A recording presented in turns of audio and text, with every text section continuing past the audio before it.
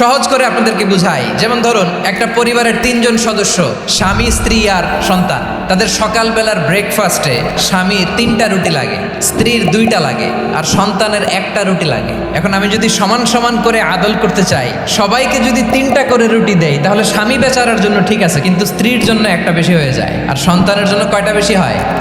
আচ্ছা, 2টা করে যদি সবাই দেয় সমান সমান নীতিতে, তাহলে স্ত্রীর জন্য, স্ত্রী বেচারির জন্য ঠিক আছে, কিন্তু স্বামীর কয়টা কম পড়ে?